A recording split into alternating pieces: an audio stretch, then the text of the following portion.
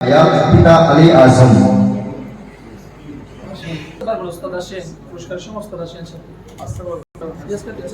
সপ্তম স্থান তো বোয়ালহালিদ গাউসুল আজম মাইজভান্ডারী হিফজুল কোরআন ফাউন্ডেশনের উদ্যোগে তৃতীয়তম জাতীয় হিফজুল কোরআন ও মেধাবৃত্তি প্রতিযোগিতা ও পুরস্কার বিতরণ গড়াই। শিক্ষক থাকলে সাথে আসবেন। জানুয়ারি 7 তারিখ রবিবার আলহাজ মাওলানা শাহ সুফি সৈয়দ এমদাদুল হক মাইজভান্ডারীর পৃষ্ঠপোষকতায় 2 দিন ব্যাপী আঞ্জুমানে মোত্তাবেইনী গাউসে মাইজভান্ডারী শাহ এমদাদিয়া বোয়ালখালী শাখার আয়োজনে চরণদ্বীপ সৈয়দুল হক খান ভিলেজ মিলনায়তনত এই অনুষ্ঠান অনুষ্ঠিত হয়। ফাউন্ডেশনের চেয়ারম্যান আলহাজ সৈয়দ ইরফানুল হক মাইজভান্ডারীর সার্বিক তত্ত্বাবধানে আলহাজ সৈয়দুল হক খান ট্রাস্টর ব্যবস্থাপনায় অনুষ্ঠান সভাপতিত্ব করে আব্দুল সালাম সওদাগর। এই সমন্বয়ের মধ্যে আরো উপস্থিত আছেন মোহাম্মদ পারভেজ, মোহাম্মদ ইসাক, মোহাম্মদ জাবেদ, মোহাম্মদ দিদার আলম, মোহাম্মদ সেলিমউদ্দিন সহ আরো কেউ।